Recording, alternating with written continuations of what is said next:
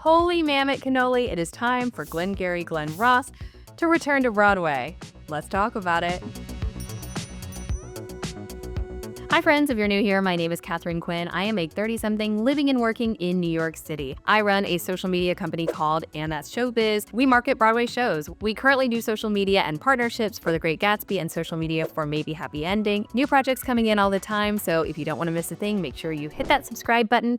And today we are talking about Glengarry Glen Ross with like the buzziest cast ever. Let's get into it. First, we gotta cover the essentials. Previews begin tonight, March 10th at the Palace Theater. Opening night is March 31st, 2025, obviously. This is directed by Patrick Marber and featuring a cast that honestly feels like someone's fantasy draft. Before we get into the revival, I want to talk about sort of the history of the show and why it matters. Glengarry Glen Ross premiered in London in 1983 before hitting Broadway in 1984, where it won the Pulitzer Prize for Drama, ran for 378 performances, launched careers, and defined an era of American theater. The 1992 film became almost as famous as the play itself, with the famous "Always Be Closing" speech that wasn't even in the original play. Always be closing.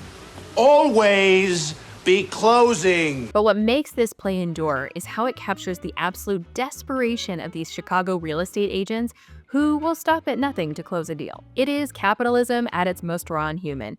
And my God, what a time to tell this story. All right, let's talk about this casting coup of the century. Ready? We have Kieran Culkin fresh off of his Emmy win for Succession, Bob Odenkirk bringing that Better Call Saul energy, Bill Burr making his Broadway debut, Michael McKean returning to Broadway, Donald Weber Jr., Howard W. Overshone, and John Puricello. Honestly, the kind of casting that makes theater history, or at least someone very rich. We're also talking about actors who know how to balance drama and dark comedy perfectly, which is exactly what Mamet's dialogue demands. The venue. So we are at the Palace Theater, which recently took a nice little elevator ride up 3 stories, had Ben Platt, Tammy Faye, R.I.P., and now is home to a play, which is wild. This is one of the largest houses on Broadway, and if you had told me a year ago that a play would be taking the Palace, I would not have believed you, but here we are in this time. I will say that it's a bit of one of our more prolific producing entities, or a couple of them actually on Broadway, have sort of found that in this post-shutdown time, almost nothing is making money on Broadway except for star vehicles of known entities. And that's what we have here with this play. And is it a formula? Yes, but is it a formula that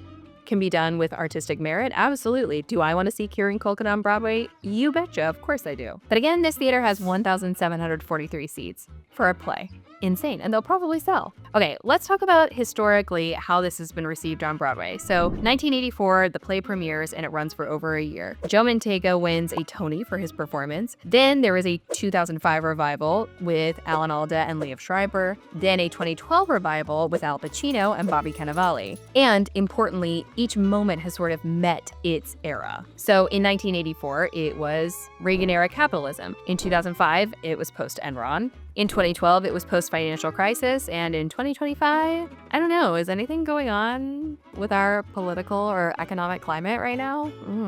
All right, what to expect from this show and who it is for. Fair warning, this is not your typical night at the theater. This is Mamet. If you are not into swear words, this is not the show for you. Mamet's chock full of them. The story is brutal. The comedy is dark.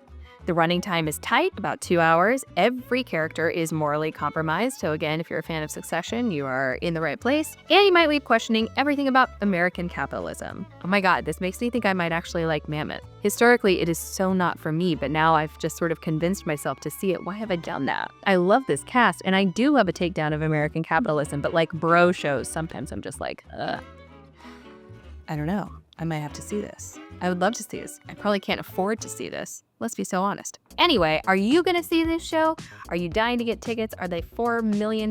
Probably. Leave your thoughts in the comments down below. I try to respond as much as I possibly can. Thank you so much for being here. As always, I invite you to follow me on Instagram and TikTok @Katharine Quinn. Make sure you hit that subscribe button so you don't miss a thing, and I will see you in the next one, friends. Bye.